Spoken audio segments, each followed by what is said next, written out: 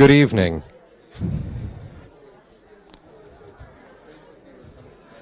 Good evening and welcome to Hartwick College's Anderson Theater. Before we begin, we just have a few announcements. Tonight's presentation is being live streamed on YouTube and will be available to view as a recorded archive afterwards. You can find out more on our website, hartwick.edu. At this time, we ask you to please silence your cell phones. In the event of an emergency, all exits are clearly marked, either side in the back of the theater and in front on the right side. Thank you.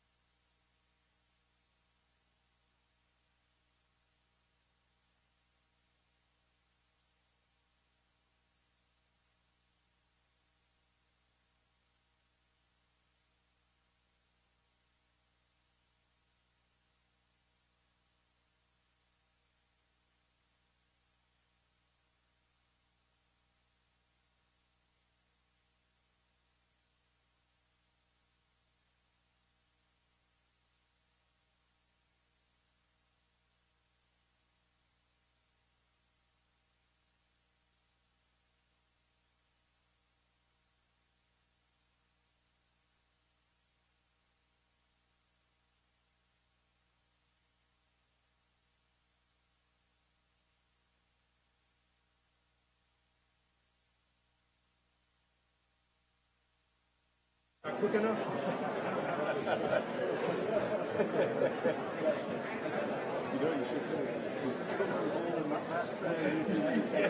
Good to go.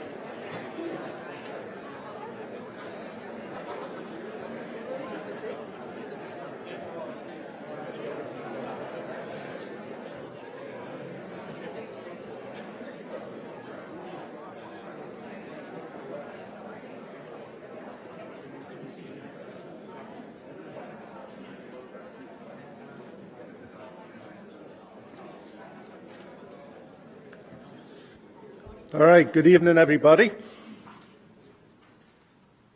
Good evening. I was just making sure the lights are bright. I just wanted to make sure there were some people out there. No, I'm David Long, class of 1983 and current chair of the Board of Trustees. And so welcome to the opening event on Inauguration Weekend, where we begin to celebrate just the 11th president in our 225-year history of Hartwick College.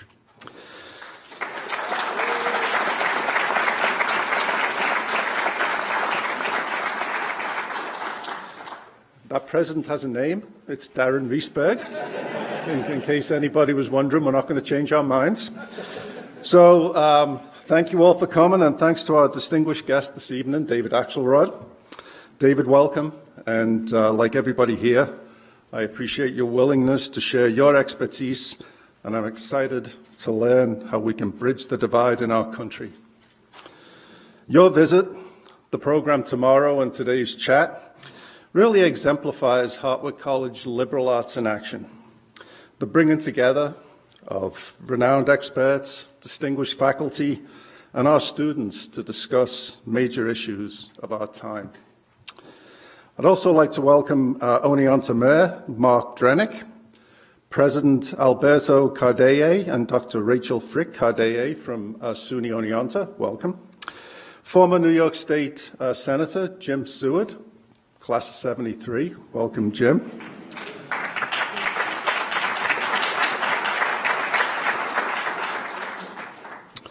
course, members of the Board of Trustees and other guests this evening, your support of Hartwick College is greatly appreciated. Thank you.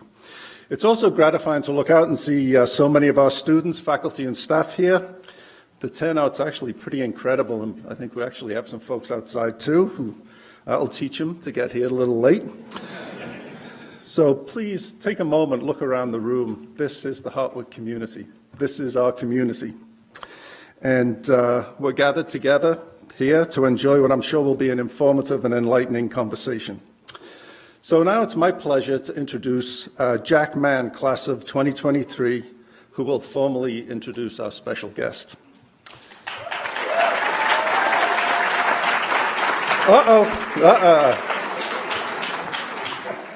I got pages of stuff about you, Jack.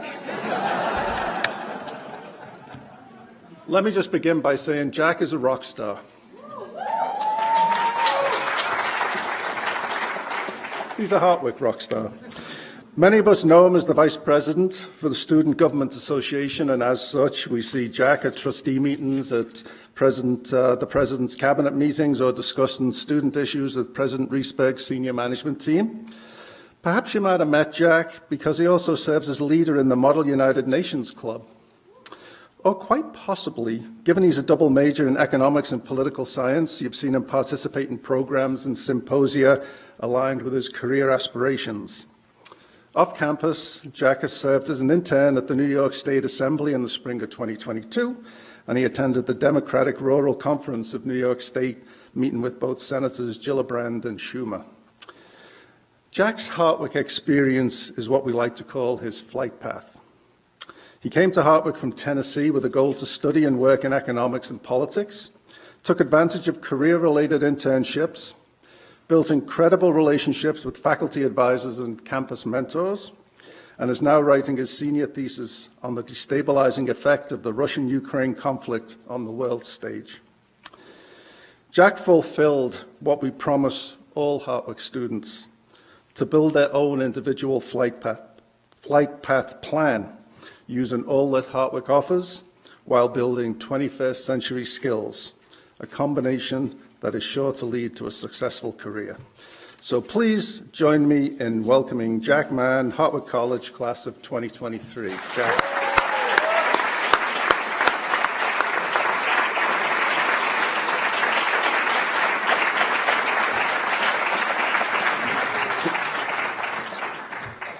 Thank you, Mr. Long, for that wonderful introduction. Welcome, everyone. We are so glad that you're all here to take part in this wonderful event. I'm Jack Mann, the Executive Vice President of Hartwick Student Government Association, and I have the great pleasure of introducing tonight's special guest. Many would say that David Axelrod, the legendary campaign strategist, needs no introduction. But seeing as most of my colleagues were 4 or 5 when President Obama was elected, a short introduction may be helpful. I remember being in 2nd grade at the time, and my parents pulled me out of school so I could witness the inauguration of our first black president in American history. As I reflect now, I'm so grateful to have been able to do that and witness one of truly the most historically inspiring moments of our history. Mr. Axelrod is now the director of the Institute of Politics at the University of Chicago, which he founded to inspire young Americans like me and many of my peers to consider participating in American politics. He is also the host of the CNN's The Axe Files podcast. And lucky for us, he is also a close friend of our new president, Darren Riesberg. Mr. Axelrod will speak about his colleague and friend who will be inaugurated as the 11th president of Hartwick College this Saturday. Please join me in welcoming to Hartwick College, Mr. David Axelrod.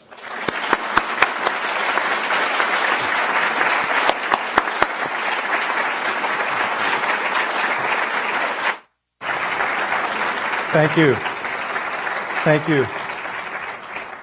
That was terrific, Jack. The only thing was a little sobering was you were in 2nd grade. I don't know how I feel about that, but I'm glad your folks pulled you out to watch it. It was a great night. I actually grew up in New York City, and as a youngster in New York City, I dreamt of being here. Well, I actually dreamt of being about 20 miles from here, enshrined in the Baseball Hall of Fame. But now that I'm all grown up, I'm really honored to be here and to be a part of this inaugural weekend for my old colleague and my dear friend, Darren Reesberg. My political hero was Robert F. Kennedy. And he was fond of quoting George Bernard Shaw, the Irish playwright, who said, "Some people see things as they are and ask why. Others dream of things that never were and ask why not." And to me, these words are the definition of real leadership, of special leaders. To me, that ability to see beyond things as they are and point the way to what can be, and to give confidence to everyone around you that you can get there, is so much what leadership is all about. And these words also perfectly describe my friend, Darren Reesberg, as a leader. I know this. I've seen it. I've been the beneficiary of it, of all his great gifts, and the gifts that you now see coming to fruition here at Hartwick. 11 years ago, at the end of that campaign in 2012, I decided that that was the end of my useful political life, and that it was time to move on to the next chapter, because I was never going to find a candidate or a partner like Barack Obama, and I didn't want to be disappointed, and I wanted to move on to other things. And the thing that I wanted to move on to was this Institute of Politics. While I knew that I was done with campaigns, I wasn't done with the young people I met in campaigns who inspired me so much every single day. And I thought, if I could offer some inspiration to them, I could continue to get their inspiration. And so I went to my alma mater, the University of Chicago, to talk about this. And I should tell you that when I was a student at the University of Chicago back in the Pleistocene age, it was a very different place than it is today. It was an outstanding university, as it still is, but it was very inward-looking.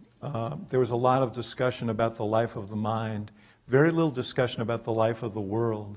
And I was a young man who had been inspired as a youngster by John F. Kennedy, who came to campaign in Stuyvesant Town, where I lived in New York in 1960. I was saying to a group of students earlier, this is how long ago it was that a Democrat was campaigning for votes in New York 12 days before the election.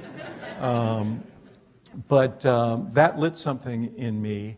And the reason I went to Chicago was because in addition to the fact that it was an excellent school, and I knew that, in addition to the fact that it was more than 600 miles away from New York, so my parents would have to buy a plane ticket to visit and wouldn't surprise me, was the fact that it was a really interesting political town. It was the last of the big city machines. Mayor Daley, they just had this tumultuous convention in 1968.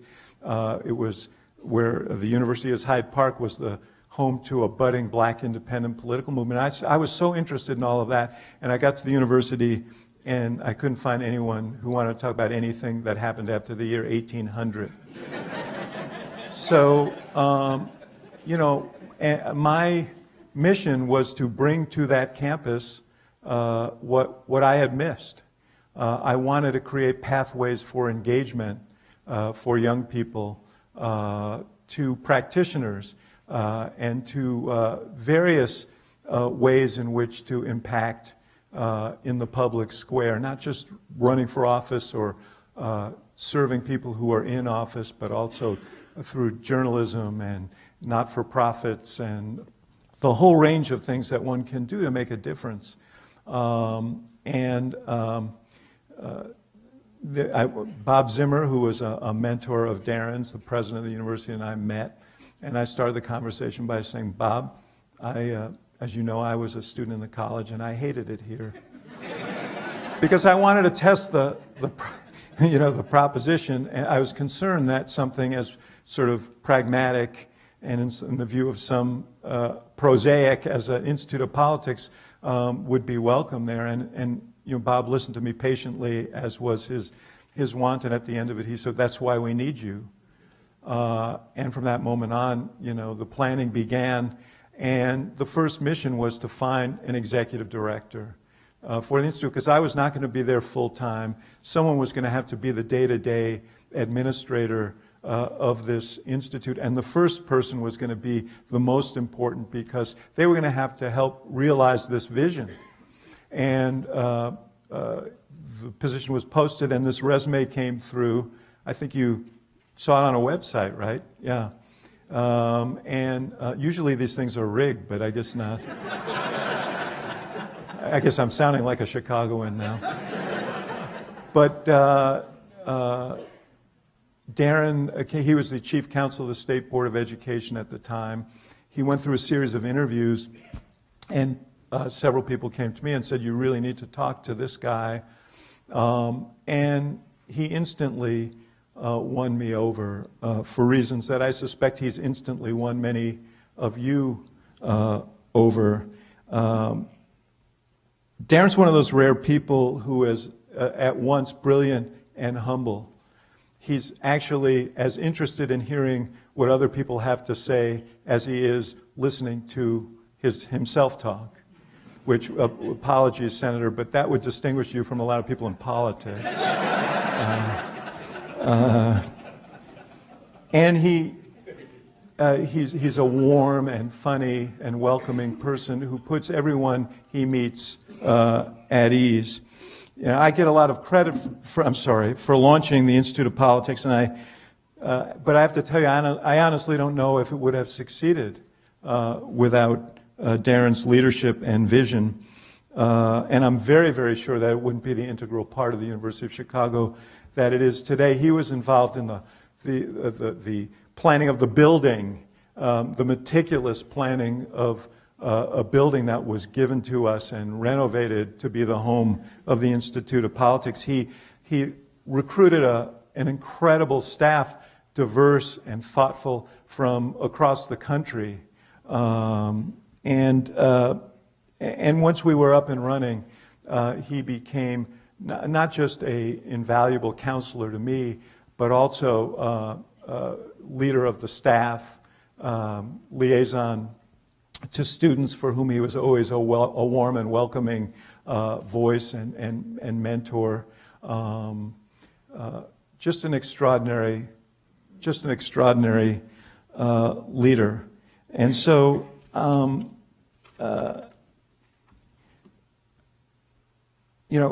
when I think about Shaw's words, that was my experience with Darren. Darren wasn't interested in what is. He was always interested in what we could be, what we could do. And he had this phenomenal quality that I've talked about before. When he left the university, it is this ability to get people to do what he knows they need to do and make them leave thinking it was their own idea. Which is also, I think, a great quality of leadership, but it requires being able to subjugate your own ego to the greater good. And I've seen Darren do that time and time and time again. The only thing that went wrong, honestly, in all that time was I would go out to dinner occasionally with President Zimmer, and in the early stages of the IOP, and he would say, "Gee, I'm hearing great things about this Darren Reesberg." And I could see where this was going. And I would say, "Bob, I just need 3 years, okay? I just got to get this established. I can't give him up for 3 years." And yes, I got it. 18 months in, I get a call from a sheepish President Zimmer who says, "Listen, I really need him now." And Darren, and what am I going to do? Refuse? They were funding us. And honestly, when we first met to discuss his interest in the IOP, Darren made it very clear that his goal was to lead a small liberal arts college one day. That was what his ambition was. And I knew that becoming an administrator in the hierarchy of the University of Chicago would be wonderful training for that and would open up doors and opportunities for him. So I did what anyone would in that instance. I negotiated for concessions from the president in exchange, including that Darren would be the guy that we needed to report to from that point on, which allowed me to continue to get the value of his wise counsel. So, Darren, you were a beloved leader of our team and understood how to knit a team together in common purpose and toward a common mission. And it was a beautiful thing to witness. And I think you're in the midst of witnessing that again here. I will say, because my wife Susan would not forgive me, we are so happy for Darren and for John to be part of this splendid community. It is painful to us because we're also neighbors that they've been called away on this mission, but it's for a good purpose, so we grudgingly forgive you for this. And let me just close by saying this. This is a challenging time for liberal arts education all over the country, and we all know that. But I've had a chance today to spend time with some of your splendid students, some of whom are Jack and others who are sitting here in the front row. I've had a chance to spend time with some of your faculty. And I've toured this incredible campus, and now you have this extraordinary leader. And boy, I sure wouldn't bet against Hartwick.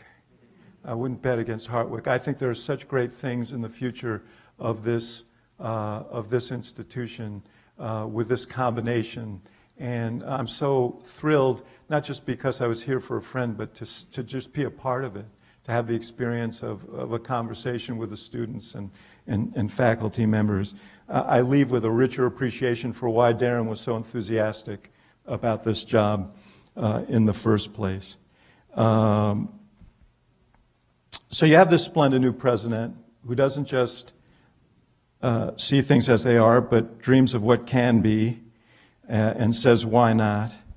That is a huge thing. And so I want to congratulate Hartwick. I want to congratulate Dave, the board, for the choice that you made, and I want to congratulate you, Darren, my friend, and wish you Godspeed. I just can't wait to see what you do next. So thank you very much.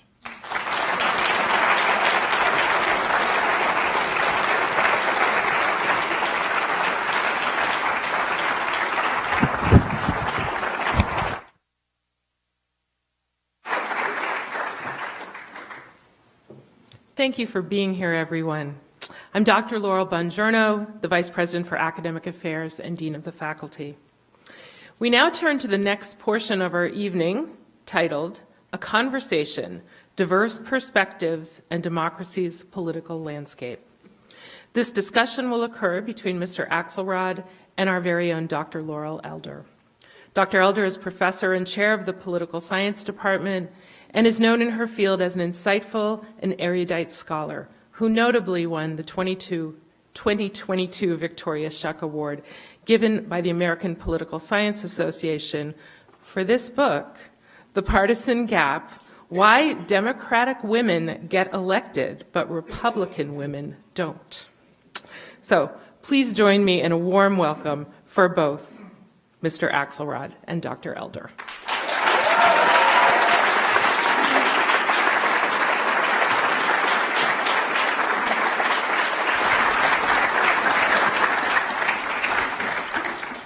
Well, it's very exciting to have you here to be kicking off the inauguration of Darren Reesberg and to have David Axelrod here to talk about politics. So I guess we'll jump right in. And in preparation for this event, I conducted a thoroughly unscientific poll asking people, what would you ask David Axelrod if you could have him over for dinner? And the top response, perhaps not surprisingly, Red or white wine? Whatever you want.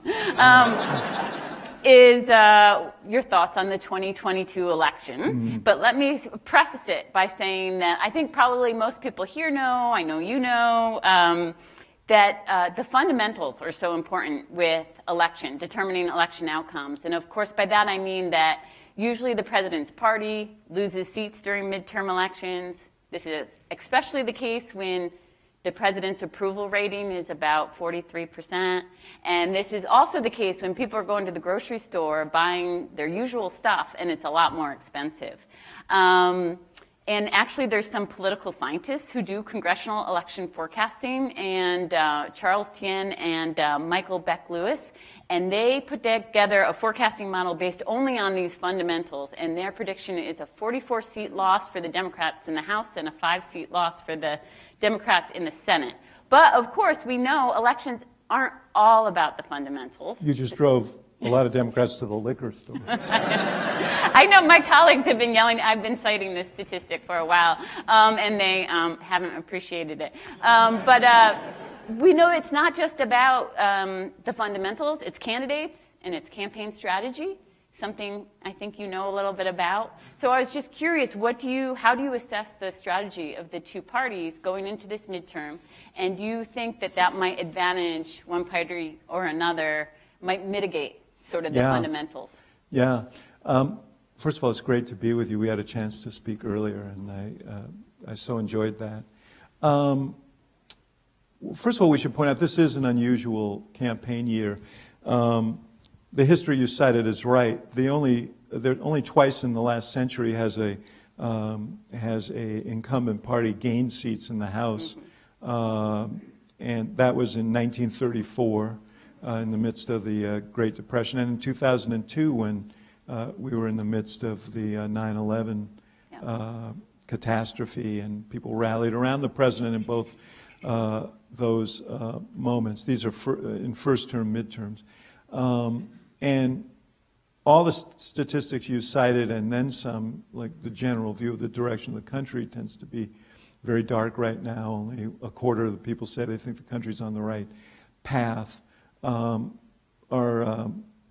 ominous for Democrats. But we've had this, if you asked 6 months ago, you would have found a lot of Democrats at the liquor store because your projection would be very valid. Then June came, and the Supreme Court delivered the Dobbs decision overturning Roe versus Wade. Other things happened at the time that got less notice. But there were 2 mass shootings, one in Uvalde, the other in Highland Park, Illinois, not far from us. And then there was the reemergence of Donald Trump as a major player in the campaigns, and some of the candidates he nominated in his own image.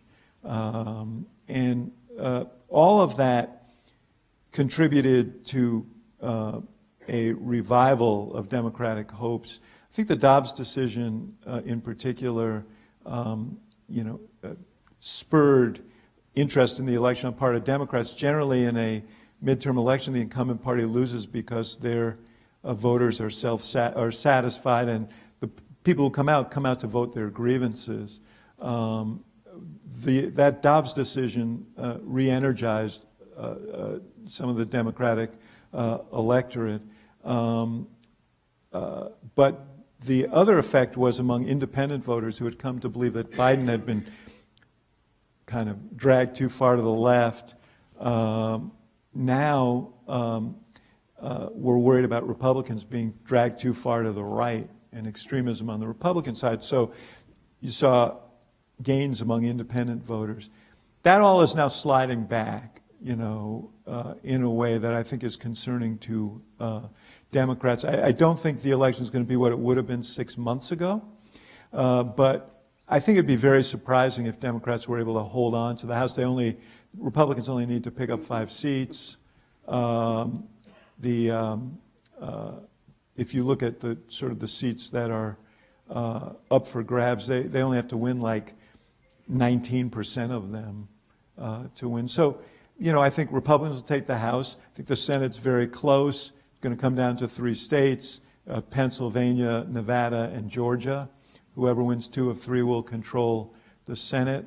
And I don't know anyone who can forecast with certainty how those races are going to go. Mm-hmm. Yeah, and you mentioned this already, the issue of abortion. I just didn't know if you had any other thoughts about how that's going to play out. I was, a couple things. I'm working on a project with some colleagues looking at public opinion on abortion in the post-Roe era.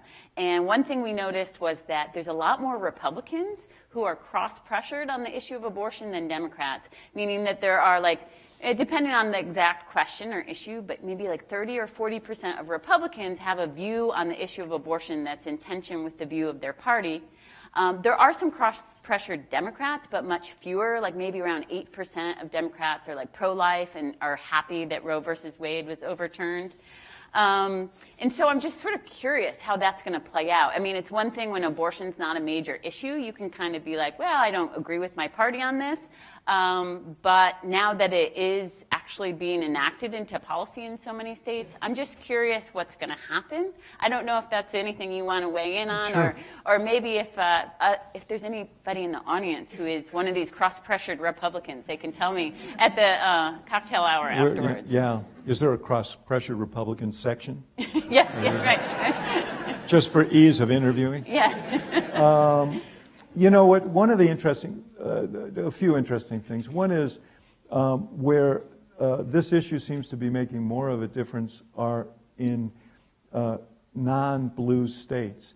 In states, because it's now been kicked back to the states, I don't think people in New York, for example, where there are 7 races that are up for grabs in this election, I don't think that people are as worried about losing their abortion rights. In California, I think that's the same. In Illinois, that's the same. It's in states where there are governors and legislatures who are threatening abortion rights, where I think that's more motivational.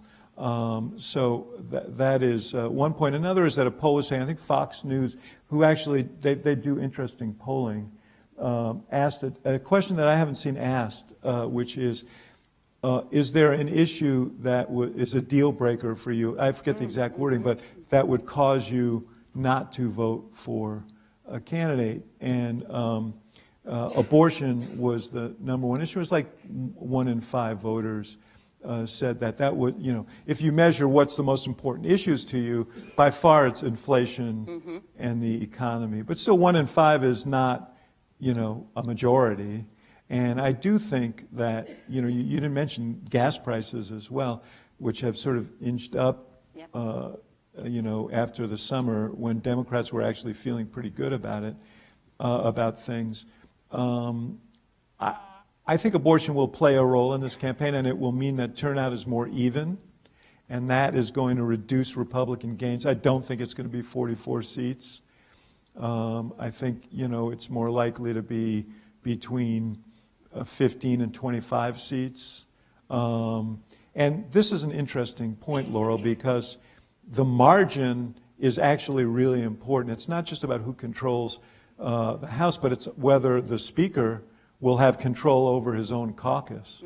And if the margin is small enough, it will give disproportionate power to some of the most strident voices in that caucus, in the Freedom Caucus of the Republican side. And this is something I think McCarthy deeply fears, but also understands he has to manage. It was interesting, he had his palm card release for here are the themes for the Republican election. It was a very staged event.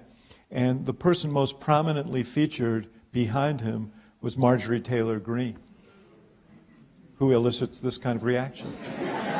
But what it tells you is just how much power and influence she could have. if he wins. And McCarthy has tried to recruit candidates all over to defeat some of these folks so that he has more control, but he may not. Mm-hmm. One other sort of question about abortion, but also about polling, that I've been thinking about largely because a lot of my students in my classes have raised this issue, which is, polling, as you know, is challenging enough, but prediction polling is even harder because you have to figure out who is actually going to vote. And so the prediction polls, they try to figure out who's most likely going to vote, and we know that in past elections they've been off because if, for example, a group of white, non-college educated people turn out to vote in higher numbers than expected, the prediction polls are off because they've made assumptions about who's going to be voting. And we saw that with Donald Trump. And so I wonder this year, a lot of the news lately has been inflation's the big issue now, abortion has slipped. But when I talk to my classes, they are very motivated about this abortion issue. And especially a lot of young women are just infuriated because they feel like older men, and by that I mean anyone over 40, apparently. I had a student present on the Florida governor's race, and he was like, well, it's two old white men against each other. And I was like, hey, Ron DeSantis, you can say a lot of things, but he's only 44. That's not old. So anyway, but, older white men are, telling them what they can do with their bodies. And I just wonder, young people are a group who doesn't tend to turn out for elections in high numbers, especially midterm elections. And if you do have young women turning out to vote at higher numbers, pro-choice women, the models could be off. Yeah, well, there was a spike among young voters in terms of registration that happened after the Dobbs decision, and that, of course, is part of the hope that Democrats have, is that the turnout will be will be different than projected. There are all kinds of problems with public polling. I did a thing at the IOP last week with John Anzalone, who's President Biden's pollster, and Tony Fabrizio, who polls for Trump. And they actually do the Wall Street Journal poll together. And they talked about how difficult it is now to get the right mix. They use sort of multimodal polling, so some's online, some cell phones, some landlines, and it's very expensive to do that. Most of the public polls don't make that investment. And, as Anzalone said, although he didn't quite use the words I'm using, he said, if you just, the way we generally treat this is, well, we'll average the polls together and then, in the aggregate, they'll be right. And he said, but if you average a bunch of lousy polls, you're going to get a lousy average. I don't know how much to trust public polls, and I do think that there has been a bias that I'm not sure has been corrected against white working class voters, and we saw that in 2020 again when Trump overperformed what people thought he was going to do. Listen, I don't know what's going to happen, and like anybody who's been in this business long enough learns that humility is the order of the day when making these forecasts. But I also kind of learned over 50 years of covering this stuff and participating in this stuff that if your gut tells you something, more often than not, it's right. And I do think that things have drifted a bit in the Republican direction since the fall. Part of it has to do with this massive infusion of money from committees. Democrats have had a big funding advantage because of small donations, but now super PACs and the big Republican committees have come in and it sort of even that out, and I think that's how, and they've focused on a few issues, the economy and crime in the metropolitan areas. You talk about abortion. I think one place where people expect the abortion issue to have some impact is in suburban areas. But by the same token, crime is a concern in those areas around the major metropolitan areas. And I think that's helped wrench some of these voters back. It certainly hurt in Pennsylvania. It's tightened that Senate race up. I think in Wisconsin it's put Ron Johnson in a strong position. So, yeah, I mean, anything can happen, and we've got a few weeks left, though people are voting now. Yep. You know, I think it's a tough road to hoe for Democrats in this election. I have a question now that has to do with the role of race in American politics, and I know we were talking about this a little bit before. I have done research on why women remain underrepresented in American politics, and really one of the main factors is there's really not a lot of Republican women in office, whereas Democratic women are doing pretty well. They're really on track to be like on parity in terms of Democrats in elective office. And one of the reasons for that has been sort of the overperformance of women of color who are running as Democrats. So there's been a lot of races where, you know, black women and Hispanic women, Asian Pacific Islander women, indigenous women have run for races where people were like, didn't think they could win, and they've won. And this kind of reminds me of course, 2008, when a lot of political when pundits... Jack was in second grade. When Jack was in second grade, yes, back in Tennessee. And, you know, a lot of the pundits were like, America is not ready for the first black president. And you obviously felt differently.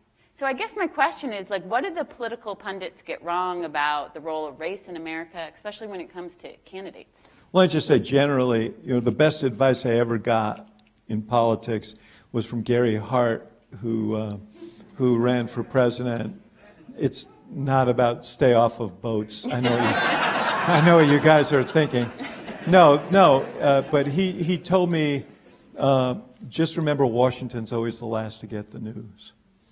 And all through 2007, we were being told by the punditry in Washington that we were on a fool's errand, that Obama couldn't win, that America wasn't ready to elect a president who was black. And I make the distinction between a president who's black and a black president because we never ran that way. We never ran on the basis of him becoming the first black president. We figured people probably could figure out that he would be the first black president. We didn't need to lean into that point.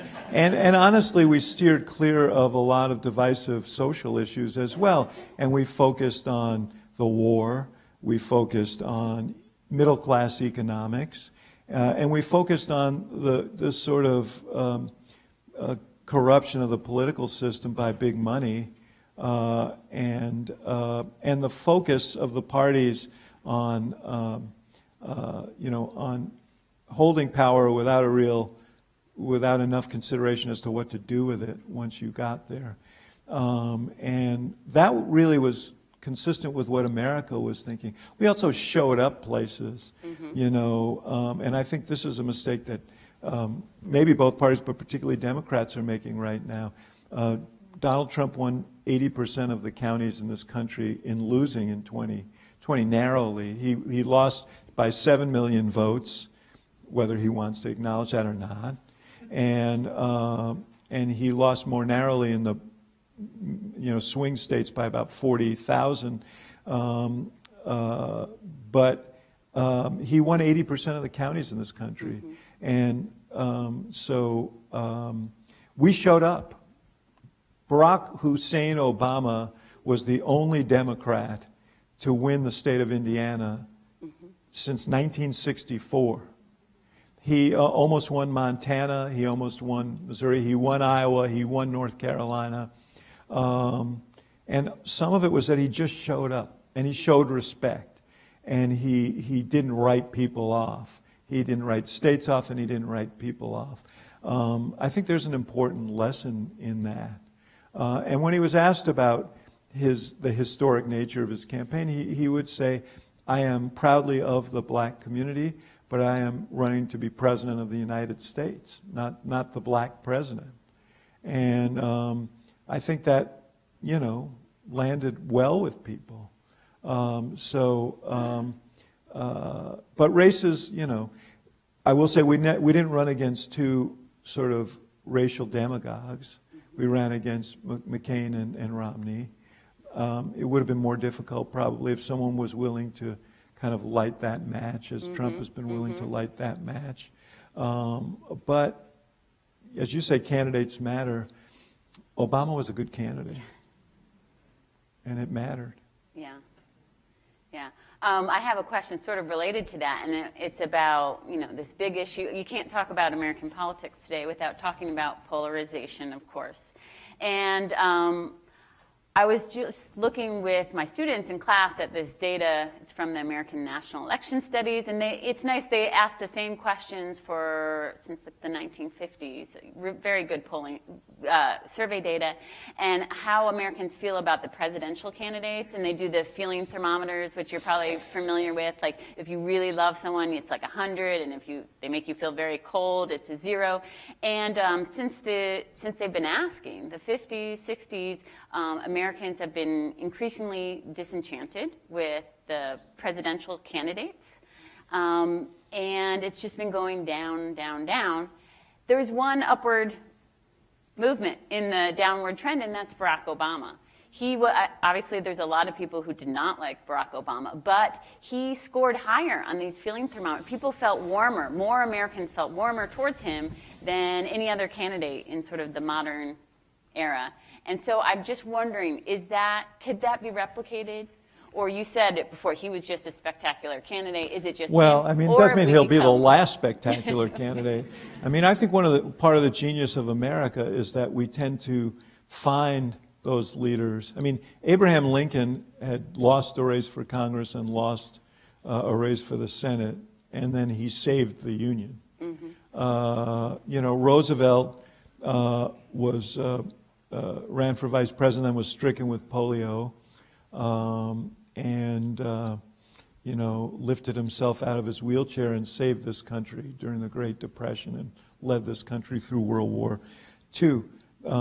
These were exceptional leaders. I mean, I don't discount in any way the idea that there are other exceptional leaders out there. There's no reason to believe that's not the case. I think the obstacles are different now. I mean, Lincoln, we fought a civil war, so that's a difficult obstacle.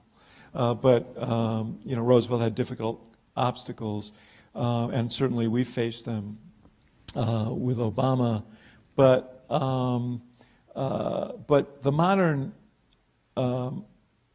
here are my concerns. We are being driven by the modern media environment into sort of information silos where, where our views are always affirmed but not necessarily informed, and everyone who lives outside the silo is alien and perhaps dangerous. And there is profit in that for these social media companies, which sort us through algorithms by our predilections, and who have discovered that the thing that keeps people online the longest, which is the only thing they care about, is outrage. And so, increasingly we have these forces that are kind of, and then, cable TV and all of that, but there are these forces that kind of push us apart for profit. And politicians are rewarded for being divisive and angry, and not just there's less profit in disagreeing in a civil way than there is in being outrageous. The aforementioned Marjorie Taylor Greene is one of the top fundraisers in the Republican Party. And it's not on the basis of her legislative record. It's on the basis of her willingness to be outrageous. And there are probably people on the left who are comparable, although I bristle at that a little bit, because to be progressive on issues is different than, spewing hateful lies, which is what she does, but she does to great advantage.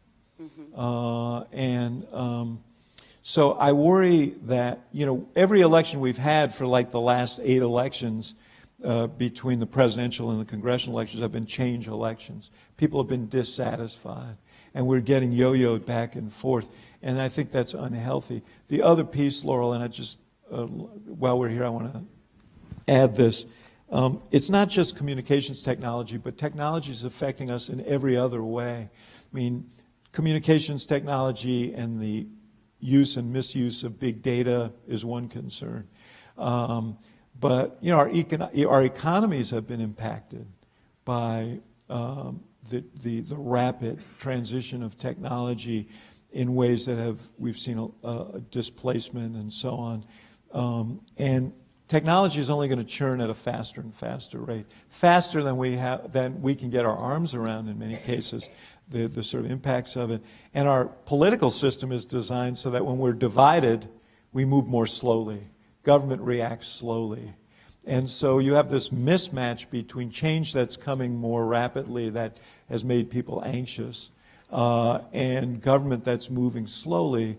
And this, of course, is the Chinese argument that democracies are too riven and bulky and slow to deal with the challenges of the 21st century and so on.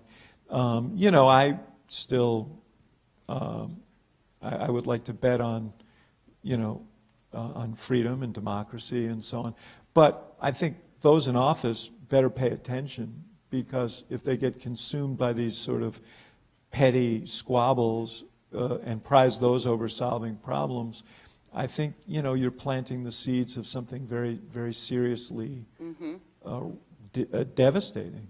Yeah, I think that's true. And there's a lot to say about the media, and just that their motive for most media is profit. And what we really need as citizens is, news that's going to make us more informed and, be able to understand our interests and how they intersect with the political system. I do want to ask you a question about, tomorrow there's a symposium about the urban-rural divide. Yes. Yes, and so that's a topic that's on many of our minds. And I think it may have been, you mentioned Dave Wasserman, it may have been his article, or I'm not sure, it might have been in the Washington Post, saying that when Mary Peltola, I think I'm saying her name right, in Alaska, when she won, a Democrat won this special election in Alaska, that the amount of geographic territory that House Democrats actually controlled doubled. And this was actually because, of course, as we know, that a lot of Democrats represent very, densely populated urban areas, and a lot of Republicans represent large areas that are less populated. And it's just, you were talking about this a little bit before, but is there anything Democrats can do to try to bridge this divide? I mean, should they be trying to do that? What can they do? Well, look, if you want to ever elect Democrats in states other than blue states, I think Democrats need to think about this. If you want not to be waiting for weeks to find out who the President of the United States is, I think Democrats ought to do this. And if you want to govern effectively, I think Democrats ought to do this. And I am concerned, and I've said this publicly, about I don't want to. In no way am I denigrating a college education, certainly not at Hartwick College. But, there are a lot of people who work hard in this country who do essential things that make this country go, who are not college graduates. And they, we honor them as essential workers when we're in a pandemic, and then we kind of dismiss them as second-class citizens when we're not. And I think that it's important for Democrats who fashion themselves as the party of working people around economics, ought to make an effort to treat people, to convey a sense of respect to people who work with their hands and work with their backs, or do things that are technical but not necessarily things that involve a college degree. And I would say this as well, and I don't mean to do a beat down on the Democratic Party. I actually have affection for the Democratic Party. But I'm concerned, about this. Democrats, starting with Bill Clinton, and including Barack Obama, although less so, were strong advocates for trade. I think trade is very important in a global world, but the idea that everyone would be lifted was not really true. And the absence of a plan to deal with that was a mistake. I mean, it was a mistake from a governance standpoint and a mistake from a political standpoint. I was in the White House after the financial crisis, and we were told, and I think it was probably so, that we were really in danger of seeing the whole financial system collapse. And so there was, sensitivity to, holding people accountable to the degree that I think a lot of Americans thought they should be held accountable for the things that led to the financial crisis. And so you got a lot of people out there who, a lot of sort of working class people who think, bailouts for the wealthy, handouts for the poor, and we're in the middle kind of like struggling. And, one thing that should be most worrisome to Democrats is, the support for Republicans among voters of color is going up, particularly true among Hispanic voters. But, you see routinely African-American voters getting in the teens or the low double digits. That is a new development. I think there was an assumption that, this was and I think a lot of it has to do with the same thing, that, there's just sort of a kind of disdain for working class, people unspoken, maybe even unthought, but, and then I think the focus on, cultural issues. Republicans are always good at exploiting those divisions, and they've done a good job of that, and sort of staying out of that is important. So, yeah, I think Democrats can do better, but it has to be intentional. It's not just going to happen. Right. And Mary Peltola did win that special election in Alaska. So but we should point out that was a ranked choice voting election. It was. 60-something% of the voters voted for one of the Republican candidates. Oh, well, that is, yeah. So that helped her in that election. She's a superb candidate. I think she's really strong, an indigenous Alaskan and politically talented. And Sarah Palin is Sarah Palin. So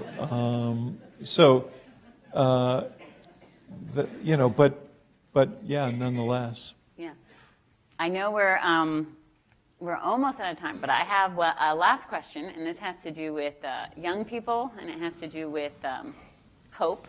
And so something I observed in fall of 2021, I had Antonio Delgado spoke to Hartwick students, and he represented this district in Congress, and he's now moved on. He's now the lieutenant governor of New York. But he spoke to students. It was a question and answer session. And at the end of that event, all the students, liberal and conservative, were like, oh, wow. They were so impressed with him, with our government, with the idea of public service. It was so different than the way they felt about Congress, based on, following the news and everything. And it's not just Antonio Delgado, because Chris Gibson, who is a Republican who used to represent this district, came several times to Hartwick, same thing. The students were just so inspired about his public service. And so I guess my question is, how do you scale that up? These experiences, the students walked away saying, wow, I maybe will think about public service. I do think, Republican or Democrat, they are working so hard to do things that are, trying to help students and trying to help, families like mine. And yet you can follow the news and even be really good about reading the news, and you don't feel that way. No. Well, there are a couple of factors here. One is that, just as the algorithms seek out conflict, I think news seeks out conflict. It's That's part of it. Part of it is, though, it's interesting to note this is a competitive area. And, one of the problems we have is that there are fewer and fewer competitive districts. There's an incentive for people who get elected in these districts to reach across party lines, to cooperate more fully. There's no penalty for doing that, whereas if you're in a deep red district or a deep blue district, you know, people eye cooperation with much more jaundice. And I'm not saying there aren't people who want to get things done on either of those sides, but I'm just saying politically it's perilous. The fact that there are only, you know, by Cook's estimation, 31 toss-up races in the country, and then, you know, there's probably another 20-something would lean one way or the other. That's you know, in a Congress of, 435 members, that's a very small number of competitive races. It's, you know, I forget the statistics, but, you know, if you go back 20 years, I mean, it's like, it is, you know, an enormous shrinkage. So, you know, one way to provoke that kind of representative is to have more competitive districts, which is challenging because of the sorting that we've done geographically, but it also can be done, I think, more effectively than we're doing now. I mean, we still are living in the world of gerrymandering. So, and then the last thing I would say, because I don't want to let these folks off the hook. You know, we have responsibility as citizens. You do, in fact, get the government that you allow in some ways. There are a lot of people who don't vote in primary elections because maybe they don't feel they want to align with one party or the other, or they don't. You know, I like the ranked choice voting for that reason. I like these sort of universal primaries where you might get in a red district 2 Republican candidates, or in a blue district 2 Democratic candidates, and one may be more progressive or more conservative, and the others may be more moderate, and those moderate candidates have a better chance in a ranked choice voting system because they have a larger constituency among the electorate. But I think voters need to be more engaged and active and involved in these, and don't surrender these primaries to the most strident voices. So we all have, I said to these young people earlier, I love the Justice Brandeis thing, that the highest office in a democracy is the office of citizen. I believe that. You know, Benjamin Franklin said we're a republic if we can keep it. Well, now we're learning we actually have to do something to keep it. It's not, you know, it's not just a gift that we hand down from generation to generation. It's a project that we have to work on from generation to generation, and that project has become more complicated now.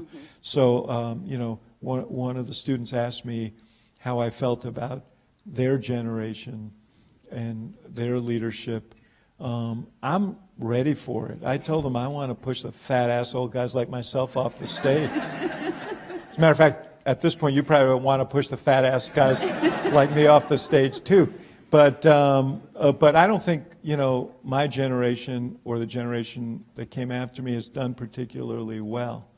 You know, I'm hopeful that we now have the example that, yeah, we could lose this democracy if we don't fight for it. And fighting means participating and demanding the kind of government that you want. So I'm looking forward to seeing what these guys can do. Based on what I heard today, I think we have a lot to look forward to. Yeah, I agree. And you didn't mention this, but I should. The other thing that I would say, if you want to sort of feel hopeful about democracy, you should listen to his podcast, The Axe Files, because he has such thoughtful conversations with people across the partisan aisle and who have different positions in government or journalism, and you just walk away realizing how dedicated they are to their jobs, how hard they're working, and it makes you feel like, yeah, there's so much good that's going on in our democracy. So I would add that to the list of how we can feel hopeful. I didn't mention it because I told you to. So, but I think President Riesberg wants to come up and make some concluding remarks before we all adjourn.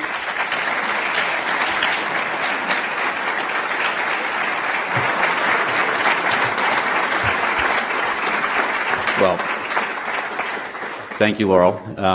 And this is a really special way to start this celebratory weekend, looking out here and seeing so many friendly faces from Hartwick College and from beyond. I can't tell you how much it means to me and how much I think this full celebration means to the Hartwick community. So for better or worse, you're going to be hearing more from me on Saturday.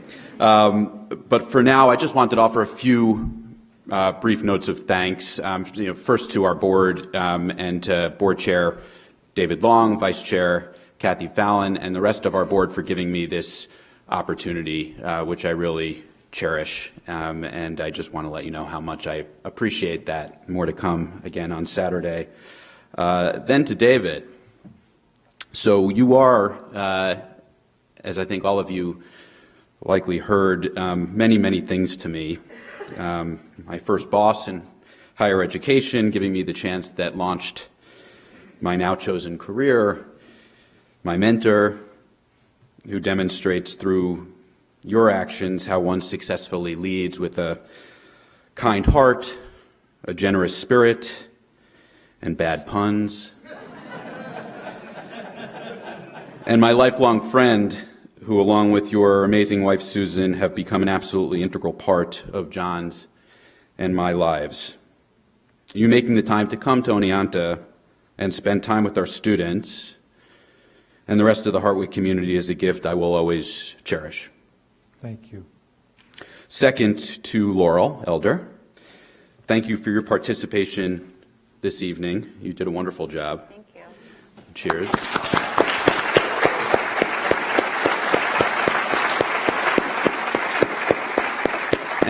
And for being such a stellar ambassador for Hartwick College through your award-winning research and scholarship, your innovative teaching, and your unflagging commitment to your students' personal and professional success that I've seen very clearly in just the few short months I've been here.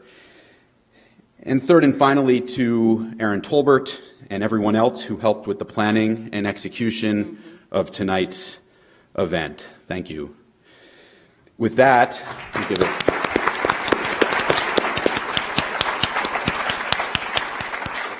With that, as I said, there's a lot more in store over the course of the next 2 days. I look forward to spending that time with all of you and hope that you enjoy the reception, which will be just outside from 6 to 7, and enjoy the rest of your time here on campus over the course of the weekend. Thank you.